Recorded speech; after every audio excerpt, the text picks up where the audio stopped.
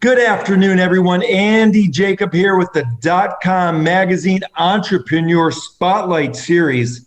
And today's show is going to be a very important show. If you ever wanted to learn about FinTech, we have the man that's actually behind the scenes of many of the FinTech opportunities that you're seeing out in the world today, Mr. Richard Steggall, the Chief Executive Officer of Urban FT, is joining us on the show today. Richard, it's such a delight to finally get you on the show. Thanks for coming. Thanks, Andy. Never had such an enthusiastic welcome, but I appreciate it. Well, I'm very enthusiastic because what you're doing over at Urban FT. Now, Urban FT is involved in the FinTech space, and you're basically the infrastructure that's actually driving a lot of innovation in the space right now. So let's go ahead and pull the lens back to 30,000 feet, and let's just have you tell us a little bit about Urban FT and what you guys do. You know, if I do take it all the way up to 30,000 feet, one of the best ways of describing Urban FT today and the purpose that we serve in the marketplace is to take all these wonderful solutions that have come into the ecosystem over the last 10 years to make consumer and business financial activities more seamless, more intuitive, more accessible. A lot of the payment companies, a lot of the bank and credit union brands out there, they've struggled to really keep up with this innovation because a lot of the innovation is coming from startups, early stage companies, and people outside of the traditional banking and payment space. So it's created a need for these financial institutions, the banks, the credit unions, the neobanks, the challenger banks, and so on. If they don't have their own embedded technology, they've got to go out and source that technology themselves. And with the just the sheer volume of solutions that are available, there is now a requirement for internal R&D departments to be connecting with and contracting with an endless number, a labyrinth in a sense, of different vendors. And, this is an emerging problem that has crept up on us. And we've come in and solved that by effectively creating this centralized hub of technology, a single integration point where a financial institution can access any and every product that they need, whether it's existing today or whether it's going to be dreamt up in 2, 3, 5 years' time from now. And we refer to that as the FinTech Core. See, that's very interesting. So with your FinTech Core, a financial institution talks to someone at Urban FT and you engage with them and you provide them what they need to be really a FinTech company. Is that sort of the way it works? Yes, in essence. I'd probably describe it a little bit differently, though. I would say we work with a financial institution to determine what sort of products and services do they need to take into their communities to empower those within their communities. When we understand what they're trying to solve for, we then come up with a solution that brings it all into that centralized place to help them be innovative, on the bleeding edge, and to be incredibly, in a sense, relevant and competitive in the financial services that they are providing. So is there a different suite of products for, let's say, a national bank versus a community bank? Do they have different needs because they're serving the community in different ways? Is that sort of the way that it works here? Let's put it this way. A national bank is going to give you a far more generalized product suite that they think will appeal to the masses. A regional and community bank has the ability to, either on their own or with us for that matter, tailor a set of products that meet their specific demographic in their specific geography. And let's say you've got an older population, a younger population, more of a business-minded population versus more of a consumer-minded population that you're serving. You have different needs. And by being a smaller, more nimble institution, more focused on the community, you're able to actually meet those needs probably more so than what some of the bigger national brands can do. That's very interesting. And you deliver many different solutions, I would imagine, like mobile banking solutions, payment solutions, perhaps identity verification solutions, and the like. When we're talking about fintech and we're talking about banking, one of the first things that comes to mind is security of data, security of the people, security of the fintech infrastructure or core, if you will. So tell us how you have been able to approach that, and tell us why Urban FT is a leader in the field in that regard. Firstly, I think a lot of security breaches happen because of unnecessary data transfer, unnecessary data storage, whether it's in deep storage, whether it's simply cached.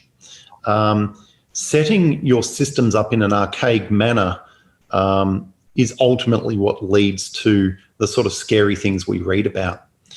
We are entirely cloud-based. We're entirely, in fact, we operate in a serverless cloud-based environment. And that really means that we don't have physical infrastructure that can be hacked. We don't have endpoints. We don't have sort of tunnels into things. That's one of the first areas that you've got to ensure that you're supremely confident in your ability to protect data. More importantly, we never touch personalized data unless it is absolutely mission critical to the specific service we're providing. And we operate alongside of a financials banking core or transaction processor. And where there is PCI related data or other sensitive forms of data, such as transactional data, we always rely on the storage of that data to be conducted by the banking core or the transaction processor. So by absolute design, we have relied on the extensive processes and procedures that these other parties need to follow in order to protect user data. And we've also shut down any potential ability for people to penetrate our systems.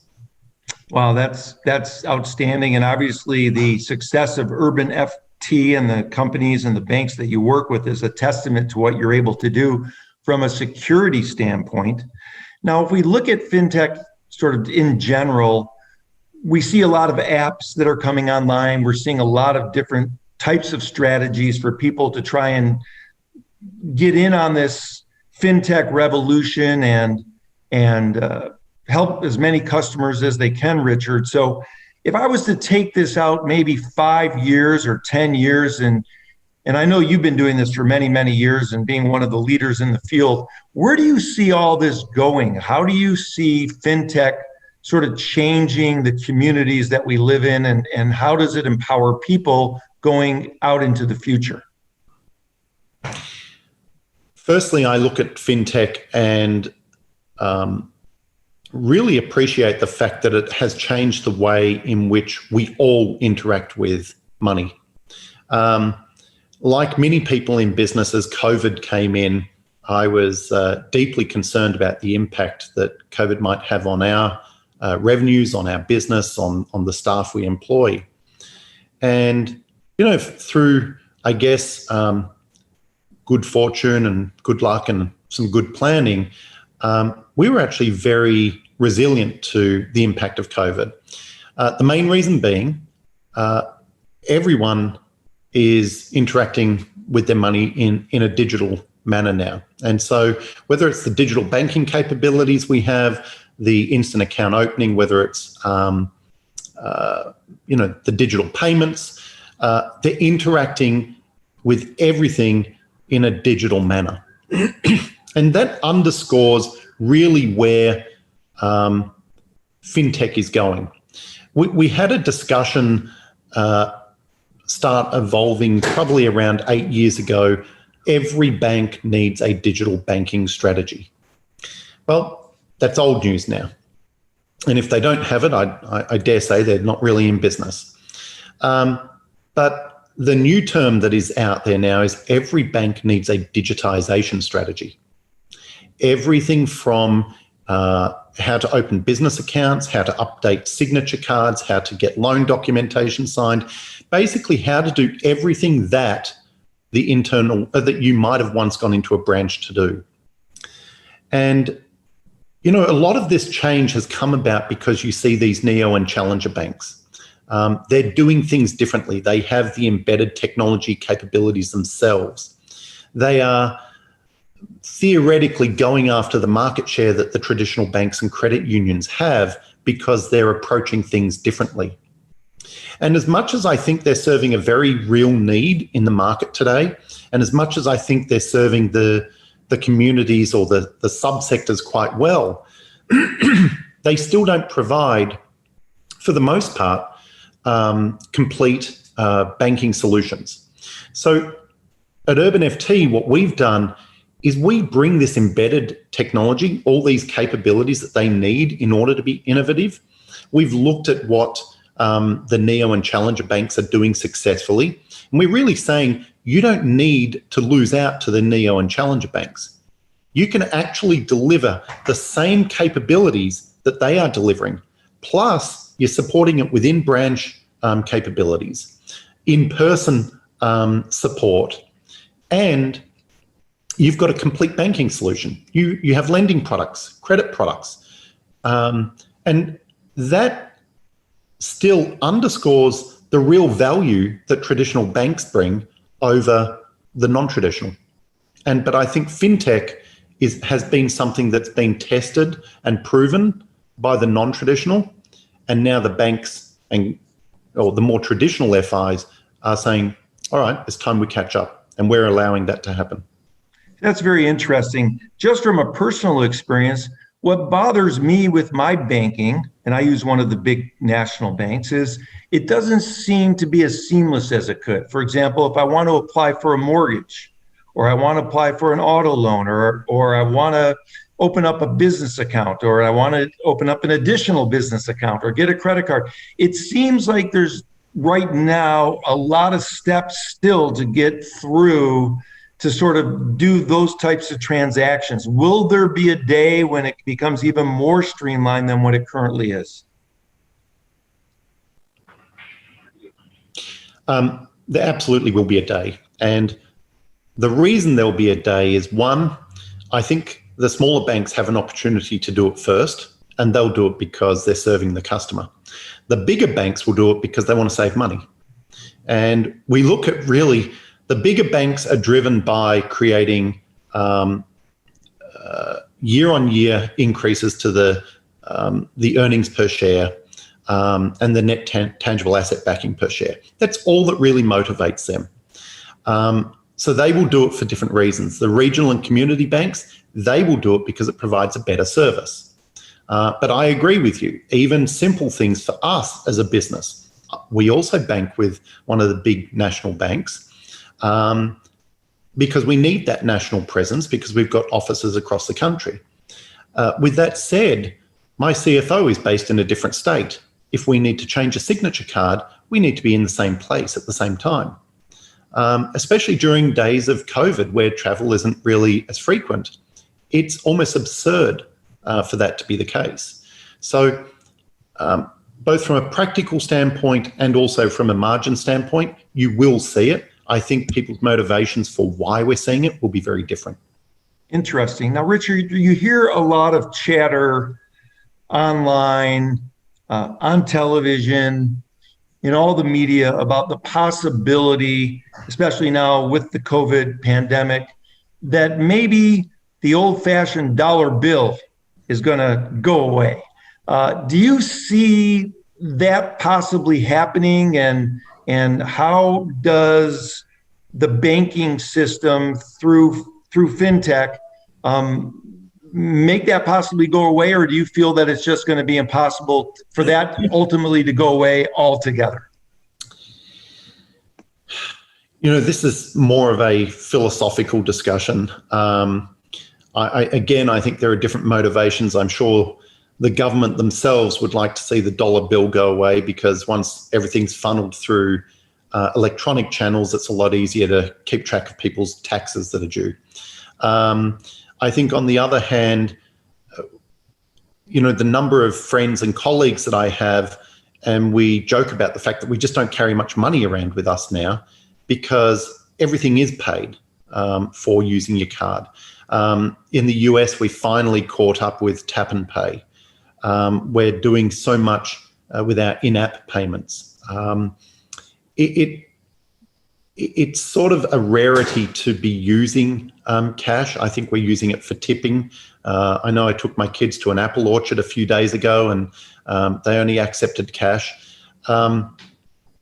I do believe personally that it's probably inevitable that cash will eventually become obsolete. Whether it's ruled out, that's probably more of a philosophical and fundamental discussion than we have time for here. That makes a lot of sense. We do have a lot of people that watch the show, both, younger entrepreneurs and younger CEOs and founders. And we do have people that fashion themselves as zeitgeists and futurists, and people that like looking into the future. And I'm sure it's very interesting for them to think about what banking might look like in the future. For example, I had a conversation recently with someone that says, there won't be any banks. It's all going to be done on your phone then. And the only reason why you would need a bank is to go in with your cash. And since cash is going to be eliminated, everything will be done on your phones and ultimately sort of in your brain. So I know that you've been in the business a long time, and that's why I ask about it. Richard, if I was to think about a bank or a local community bank that doesn't have your type of service, you already mentioned that they're pretty much going to be already out of business. So if we look at Urban FT over the next 3 years and 5 years, where do you see Urban FT going, since the infrastructure of the core that you provide is already, in a lot of hands of mostly all the community banks and national and federally chartered banks in the country right now? Firstly, none of us have a crystal ball, and we're all very capable of speculating where things may go. I think scenario planning is an essential part of success, and you can't be fixated on any one particular scenario, because the best part about this industry is that a year from now, something will pop up that we didn't even see coming. And that's the most exciting part about it.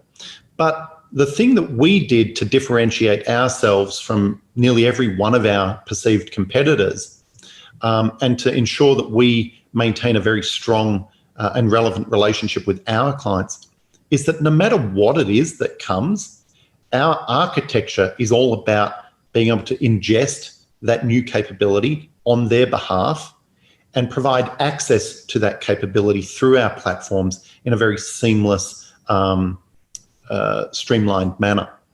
But in terms of what do I see as the future, I really believe that, and I may get some of my terminology, it may sort of straddle multiple sectors within the finance ecosystem. But ultimately, I think you're right. Banks are not going to have branches per se. We've got ATMs that give you access to cash. You can deposit cash through ATMs. I think cash is a non-issue.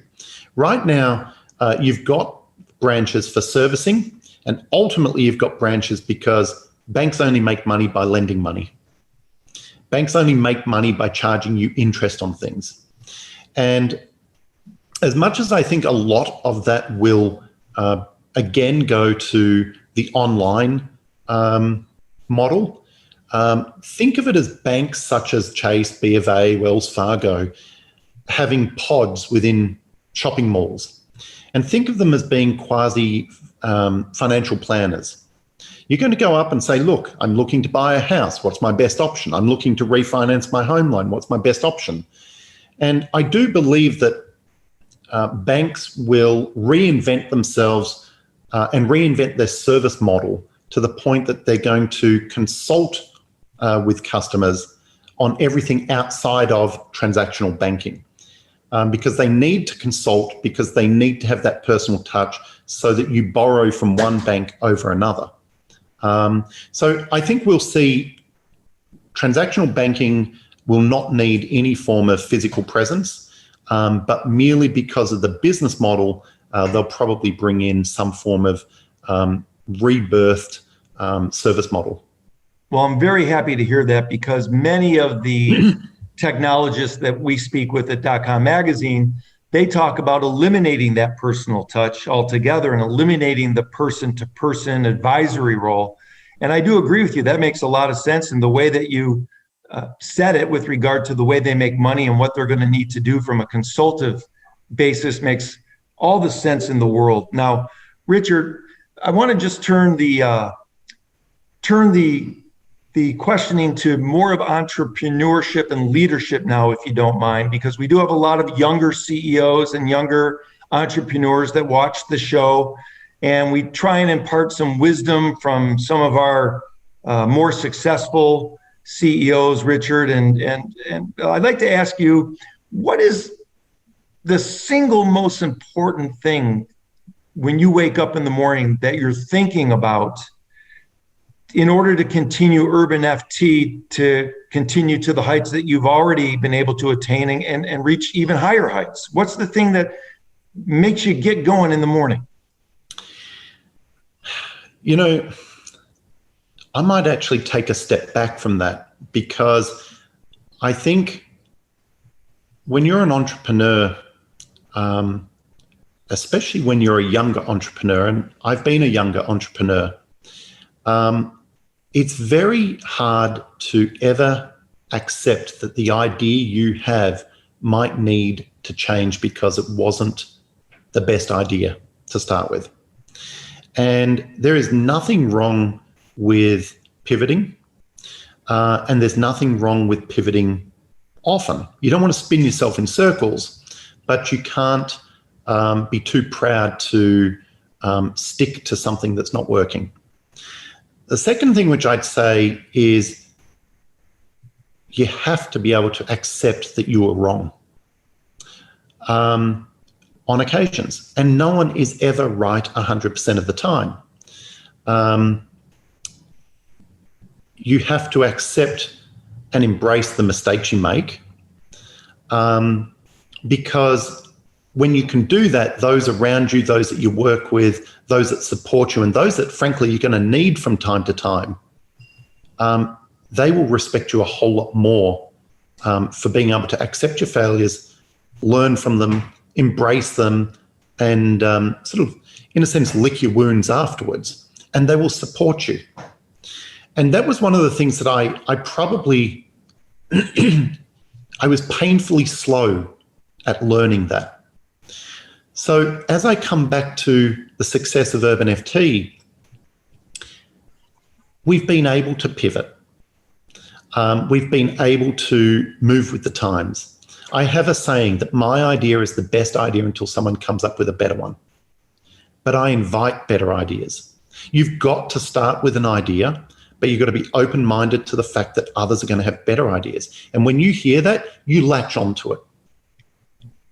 And so, you know, I really start my day with a list of stuff that I've got to get done. Well, actually, I start it with a coffee, because apparently I'm grumpy if I don't have my morning coffee. Then I get to my list of what I've got to get done. I do my best to listen to what everyone's telling me. And then I have to make decisions based on the information, the facts in front of me.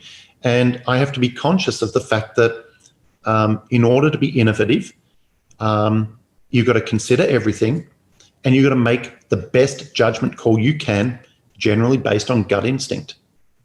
See, that's very, very sage and wise advice. And you have a number of people on your team. And based on the philosophy that you just shared with our viewers, I'd like to ask you, when you bring someone on your team to work at Urban FT, is there one single most important thing that you're looking for in either a characteristic or a mindset of people that you allow to join the team over at Urban FT? There's probably a few things we do. And some of these things are more recent. We start off by telling them all the problems we've got. We start off telling them everything that doesn't or isn't currently going to plan. Because you don't want to pretend that you don't have problems. And we don't have fundamental problems, but you don't want them coming in thinking this is all stitched up and we're all good. And we want them to come in knowing that they're going to have to come in and fix things. They're going to come in and improve things. They're going to have the ability to come in and put their stamp on this company and the success and grow with this company.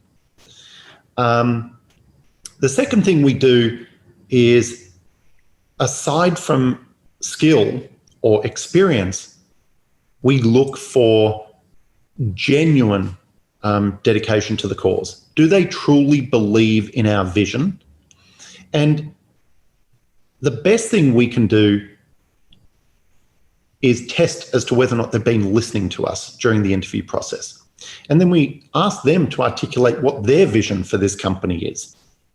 And if they've truly been listening, and if they truly have a vision, their vision is going to be quite inspirational to even us. Hearing your own vision given back to you, but with a new perspective or a fresh take, is really inspiring. And that actually helps keep everyone, including me, motivated. And then the final thing is, do we think they're the best person for the job? And we never look at the job based on title or the job description. We really break every job down into the functional requirements that we need to be that need to be served within that area. We define the job around the functional requirements, and we look to see if the individual is wired to best address those functional requirements. Ultimately, that's how we end up hiring the people and bringing people in. See, I love that idea. I love the idea where you interview someone, and at the end of the interview, you ask the potential candidate to explain back to you what your vision is. And if they are able to explain it back in a powerful way to actually motivate you, you know that they're possibly a real winner. Is that what you're saying? It's not only that they're a real winner. I always used to say, I want to know how my staff explain to their friends over a drink what they do. And you've really just heard firsthand how they're going to go home and explain it to their significant other, how they're going to explain it to their friends down at the bar, or how they even think about their own job.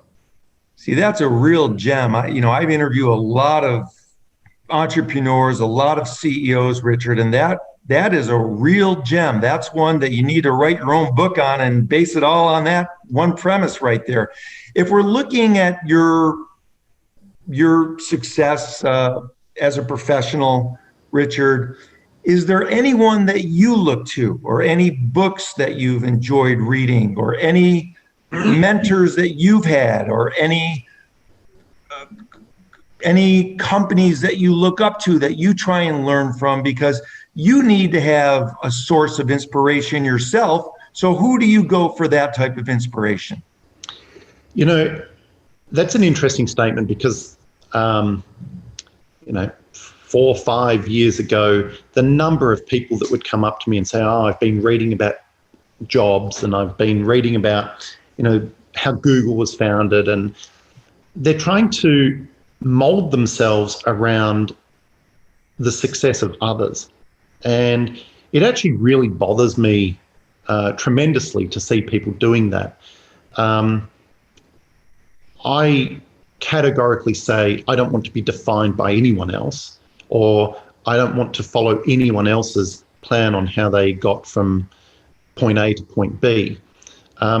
I think that's actually a recipe for disaster. You've got to really create your own vision, your own story, your own path to success. With that said, early on in my sort of, we'll call it entrepreneurial journey, I did always find Richard Branson to be quite an inspiring figure.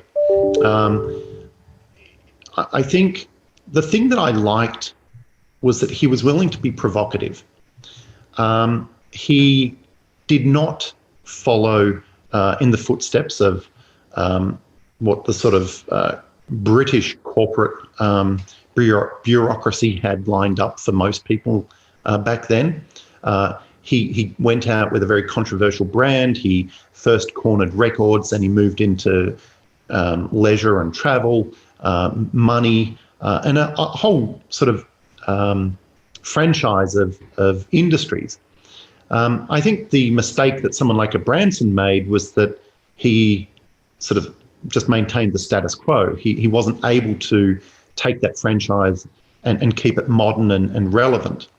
But, you know, back to my first point, if you want to follow in the footsteps of others, you're inevitably going to go off track. You have to create your own path and be willing to follow the sort of principles that Branson did by being controversial, but delivering something of significant value that really shakes things up and gets people following you and gets people admiring your own journey. See, that's, again, another wise statement from Richard Steggall. Richard, you as a CEO of Urban FT most likely meet with and talk with other high-level CEO-type executives. And when you talk with executives from either the banks or the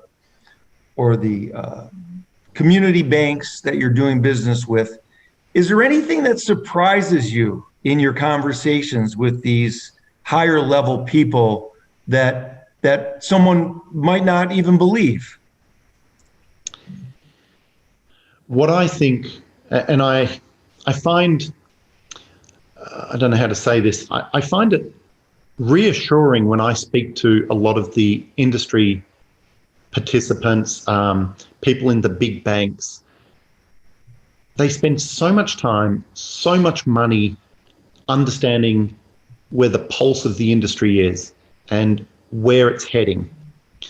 And they have so much data at their hands, but they're unable to do anything with it. They cannot move quickly enough.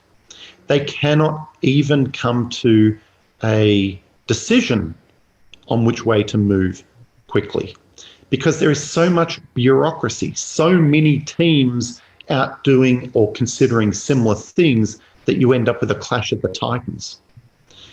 And, you know, I can give you a very good example. One of our most recent additions to our board of directors is someone called Aditya Menon. He was the former head of global digital strategy for Citibank. And I met him when he was at Citibank. And they created this Citibank mobile challenge, I think it was referred to, where they opened up their APIs and had small fintechs, including ourselves, come and build on top of these APIs to show great things. And I remember having a very candid conversation with him where I said, look, is Citibank actually going to use any of this? And he said they may, but really the purpose of this is to try to show the Citibank employees, or try to help Citibank employees think outside of the box. And, you know, again, Citibank had a wealth of knowledge, a wealth of resources, but just wasn't able to move quickly. So I love meeting these people. I love comparing notes with them. I love taking their intel, if I can refer to it as that, and I love beating them to the punch. See, what you mentioned earlier about Urban FT providing a seamless type of a program for your clients is very, very important. And it also sounds to me like you appreciate the fact, and other entrepreneurs watching the show should appreciate the fact, that as you become even a larger company, it makes sense to try and stay nimble. Would you think that that's something that's one of the reasons for Urban FT's success at this point? I truly believe that it is an essential component to success. And I think the only way to do it is to ensure that you don't inadvertently allow bureaucracy to come into your business. Because even as we're no longer a startup. I refer to ourselves as an early stage company. But the temptation to allow bureaucracy to set in is too great. And bureaucracy comes in because people say you need more processes. You definitely need process, otherwise things go off the rails. You don't want process for process sake. And the best thing you can do is empower your management team to be making real-time decisions in terms of execution and strategy, and ensure that that follows the broader corporate strategy that's set. Now, when the individuals have the ability to make those decisions, you stay nimble.